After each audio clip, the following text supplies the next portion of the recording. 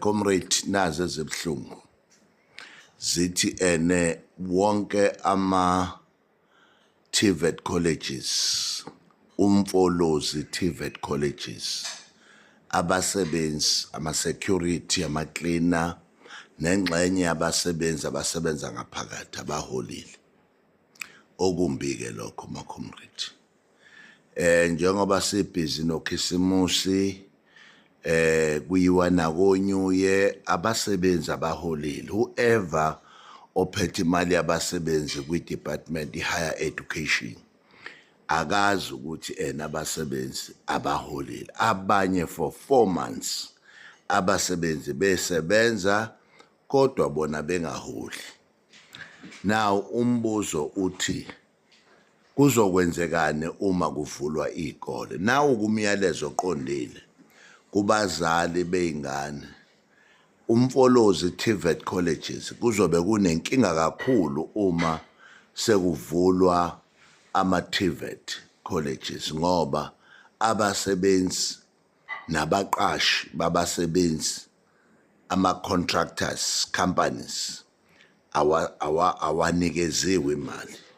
After abasebenzi be-complainile kithi as MK Labour Desk ukuthi abaholile sibese sithinta ingxenye yabantu ababaqasha okuyibona kufanele baholela abantu bakubeka kwacaca ukuthi abanye for 4 months i-department ayikazi baholele. Lokho kuyi-proof ethi abanye babo bathi bebezama ukukhipha eyabo imali ukuholela amagadi ama-cleaner abanye laba basebenza ama-contractors angaphakathi. So kwasho ukuthi umfolozi nathi niyakhumbula sike savela la sisemandeni siyokhuluma yona into yomfolozi nama-security bafowethu kumbi kuhulumeni omnyama kuhulumeni wedemocracy uma kusenabantu abakwazi ukucindezela abanye abantu imindeni emingaka egcina inga-enjoy ukhisimusi egcina inga-enjoy onyuye egcina inga-enjoy lutho ngenxa yokuthi khona i-department ebizwa nge-Department of Higher Education engakwazi ukubeka abantu engakwazi ukuprioritize abantu ukuthi abantu kumele bahole. Bafowethu kuthiwa angisho-ke ukuthi ama-security ama-cleaner ingxenye abanye abasebenzi bangaphakathi awuzukuvulwa umfolozi TVET colleges kulonyaka ka-2025 abasebenzi bengaholile bengabonasile akuzukuvulwa. Nathi we support that as MK Labour Desk ukuthi ayikho i-institution ezovula nabazali ingane bangayisi kulama colleges for now for these TVET colleges until uBlade Nzimande release imali yama-TVET colleges ukuze sikwazi ukuthi siqinisekise ukuthi lonke izingane zethu masiyisa lapha ziphephile. So bafowethu ileyo nto eyinkinga njengamanje abantu abaholile. Ngifuna ukubusho nje ngiqinisekise lokho ukuthi njenge-MK Labour Desk we will support i-struggle sabasebenzi. I-RAFTU will support i-struggle sabasebenzi. Ama-unions will support i-struggle sabasebenzi. Obviously nayo i-MK will support i-struggle sabasebenzi. So let's activate wonke umphakathi nawo wazi ukuthi ngeke sikwazi ukuvele siqhubeke as business as usual ukuthi abantu bangakwazi ukuhola imali yabo ngesikhathi. So beginning of January bafowethu siyacela ukuthi department ayizame ngayo yonke indlela ukurelease imali before singene kule industrial struggle lokhuzi esobhekana nayo beginning of January. Siyabonga kakhulu whoever ophethe imali treasurer sayidinga imali abantu abahola abantu abayodla ukhisimusi.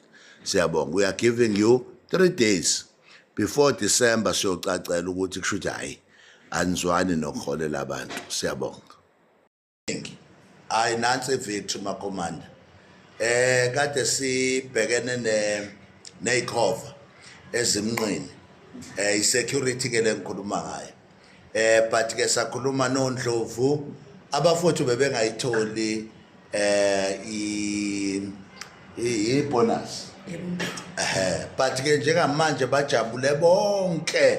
Nathi kade sibonga nakuNdlovu ukuthi awu wayenza iNdlovu into enhle ukuthi ingane ijabule kukhisimusi bayitholile ibonus yabo njengoba bona nje kade lethe nje ngisho drink la e-office abantu bamanza amakhekhe ingane ijabule. So i-MK Labour Desk leyo bonke abantu sifuna bakwazi ukukhululeka bakwazi ukuthola imfuno zabo.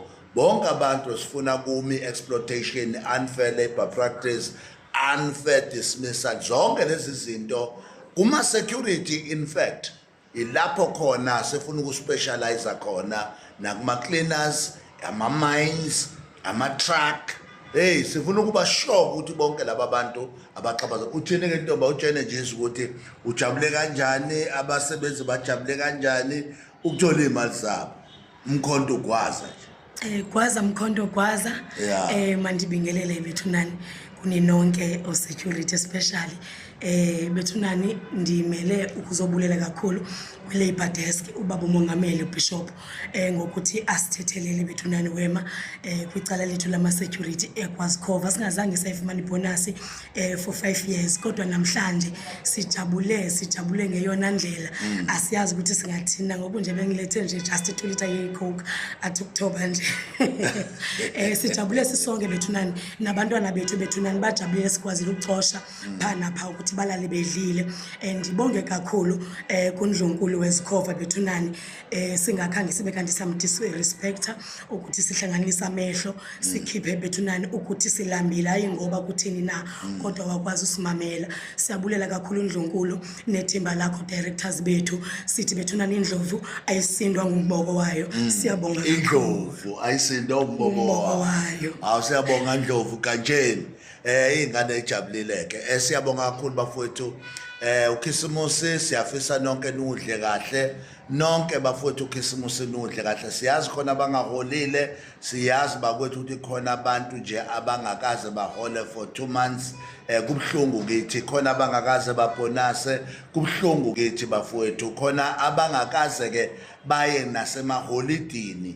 Kubhlungu bafowethu khona abangeze ukuhlangana nama families abo ngenxa yomsebenzi bafowethu kubhlungu. But siyabonga ukuthi abanye bajabulile nani bafowethu manisalandela nje la emkhontweni la kwi-MK Labour Desk nizohleka nizojabula sikhona ukunimela bafowethu. Siyabonga mandla ngawethu.